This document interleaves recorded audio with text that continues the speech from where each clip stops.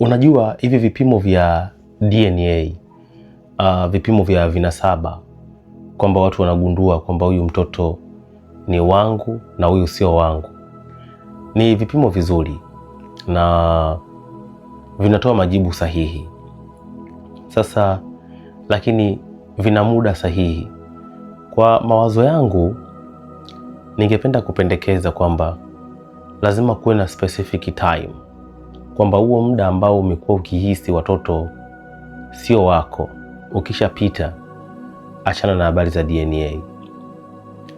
Itakukosti maisha wewe kama baba, maana vipimo vya DNA vinawahusu wanaume wala havimuhusu mwanamke. Mwanamke ana haja gani ya kupima DNA wakati miezi 9 mtoto yuko tumboni mwake? Specifically mtoto ni wa mwanamke. Sisi wanaume tunashirikishwa tu, tunasubiri taarifa kwamba huyu mtoto ni wako au huyu mtoto sio wako. Lakini confirmatory test ya kuhakikisha kabisa kwamba huyu mtoto ni wako ni kipimo cha DNA. Ni kizuri kabisa. Ndoa nyingi na mahusiano mengi yamekuwa na changamoto kubwa sana ya aidha huyu mtoto ni wako au sio wako, na hii huwa inaendana na taarifa tofauti tofauti katika watu ambao wanamzunguka mwanaume. Kwa mfano, dada, marafiki, ndugu na jamaa. Mtu anaweza kalopoka tu, mbona mtoto fanani na wewe? Umepigwa nini? Ile kisaikolojia huwa inamuaffect sana mwanaume. Ni neno dogo sana, kwamba unaweza kuwa umesaidiwa bwana wewe, hebu utafuta namna uhakikishe huyo mtoto sio wako. Hapo mwanaume huwa anachanganyikiwa na huwa inamtafuna sana mwanaume. Anakaa usiku kucha anawaza, huyu mtoto ni wangu kweli au sio wangu? Na maneno mengi ukiruhusu third parties katika maisha yako, hawa ndugu, jamaa na marafiki waingilie kudiscuss, mara nyingi wanaume waga wanavurugwa sana. Nimeamua kuzungumza hiki kitu kwamba ina umuhimu gani DNA test. Umuhimu wake mkubwa upo katika kipindi gani?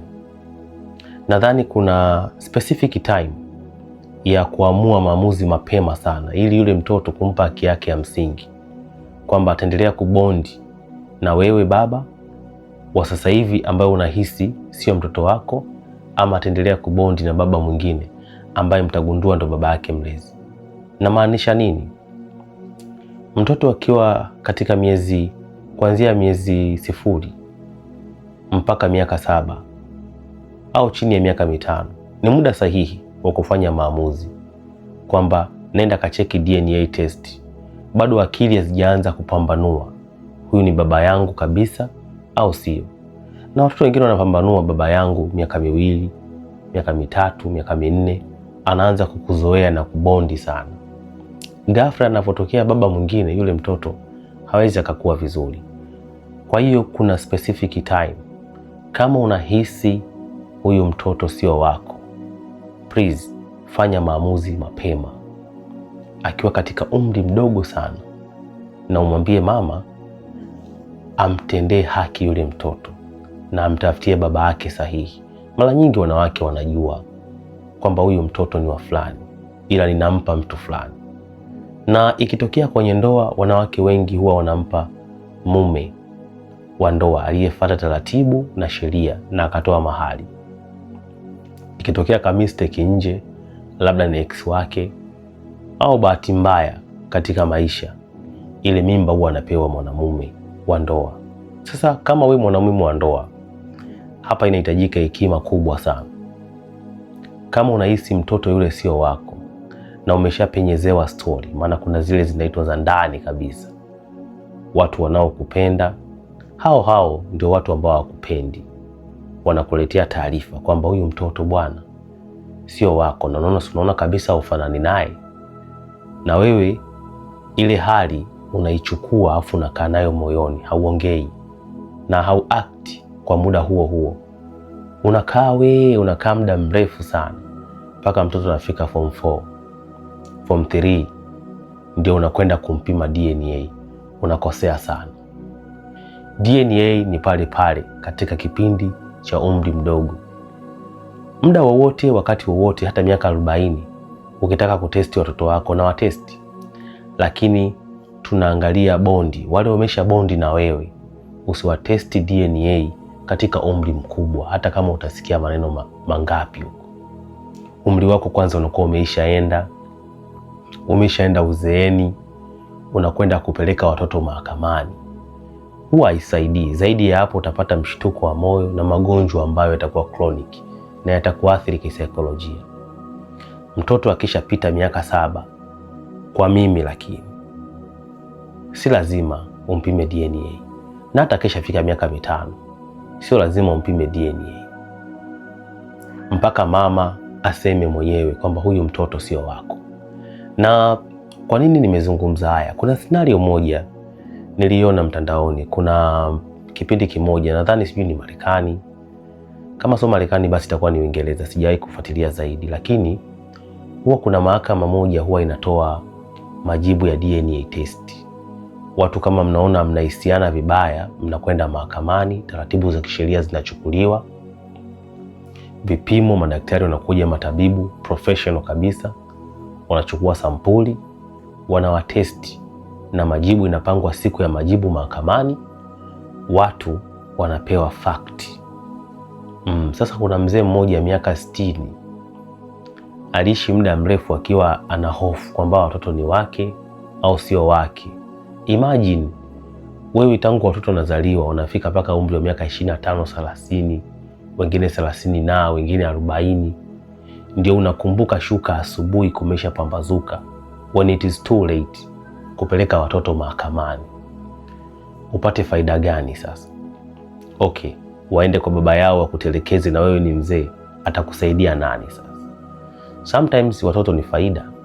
Unapoishiwa nguvu, wao wanapata nguvu, na ndipo hapo wanaanza kukusaidia. Sio paka wakupe pesa. Uwepo wao tu wakikuzunguka watakusaidia vitu vingi sana ambavyo wewe tayari kipindi hiko utakuwa hauna nguvu. Sasa yule mzee akapeleka watoto 3 mahakamani. Mke ana miaka 45, yeye ana miaka 60. Ina maana ni ndoa ambayo imekaa muda mrefu sana. Sasa umechukua sampuli, majibu yakaja. Siku majibu yanakuja, mahakama iliwauliza, kwa nini mmeamua kuleta vipimo hivi katika umri huu? Mbona umri ni mkubwa sana? Kwa nini? Mzee akasema, nimekuwa nikisikia rumors tofauti, sasa zimekuwa zikiniumiza kichwa. Na kama unakumbuka previous nimekwambia maneno haya madogo madogo huwa yanawaumiza wanaume na wanakaa nayo kwa muda mrefu sana. Wanaweza wakapuuzia lakini hawasahau. Mwanamke akaulizwa akasema, mimi sijataka waje kupimwa DNA, lakini nimemsikiliza Mr. na nikamuuliza, kwa nini sasa kipindi hiki tumeishi miaka yote hii ulikuwa hauna hofu yoyote? Kwa nini hofu imekuijia? Akaniambia hivyo. Marafiki zangu wa karibu na wengine dada zake wamemshauri aende kupima DNA. Guess what? Firstborn, majibu yanakuja kutoka, sio mtoto yule mzee. Mahakama yote iliangalia chini. Umati wa watu ulianza kuhuzunika. Akajipa moyo mtoto wa pili. Majibu yalitoka vile, mtoto wa pili sio wake. Akajipa moyo mtoto wa 3. Majibu yakatoka sio yake. Sasa wakamuuliza yule mwanamke, unamjua baba wa huyu mtoto, hawa watoto? Mwanamke akasema, ni nani? Akasema ni mdogo wake. Yule mzee ndo alilia chini kabisa, akagaragara. Na mdogo wake alishagapata ajali, alishafariki. Akasema kwamba niliamua kufanya hivi ili nisitoke mbali, ili jina la ukoo liendelee kuwa upande wao. Sikutaka ni mchiti na watu wa mbali. Baada ya kuwa tumekaa muda mrefu na kuona huyu mzee hana nguvu, lakini nilitaka kumaintain status yake na familia yake. Unaweza ukaona vitu ambavyo vinatokea katika familia. Sasa ninachotaka kuzungumza ni nini? Sizungumzi huyu mwanamke alimsaidia huyu mwanaume. Ninachozungumza ni haki ya mtoto. Unapohisi shida yoyote katika watoto wako, aidha hauamini kwamba watoto ni wako, nadhani specific time ya kuwapima watoto DNA, kwa mawazo yangu ningeshauri chini ya miaka 7 na sometimes chini ya miaka 5. Kama una hofu kabisa kwamba hawa watoto wanaweza kawa sio wangu, ama huyu mtoto anaweza kawa sio wangu, mcheki akiwa bado mdogo kabisa, ambao upeo wake unakuwa ni wa kawaida. Hata ukimuonesha baba yako ni huyu hapa, basi ile bondi itahama nzima na kumjua baba yake, kuliko kubondi na baba mwingine kwa muda mrefu alafu nakuja kumnyang'anya ile bondi ghafla. Huwa ina disturb mind ya sehemu zote mbili, baba pamoja na mtoto. Watakuwa wanaangalianaje katika maisha yao?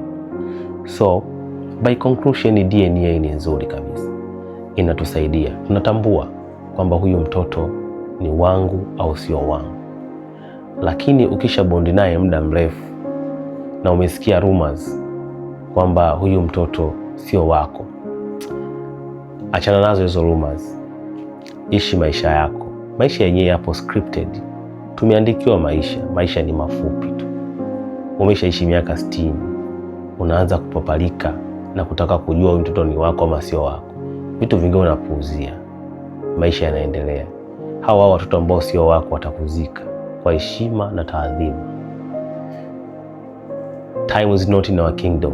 Kuna vitu vya kufanya mapema, na vikishapotea vimechelewa, ni kuachana navyo kabisa. DNA ni nzuri, lakini ningependekeza tuangalie muda maalum ili watoto tuwape haki ya msingi na wachague who to bond with.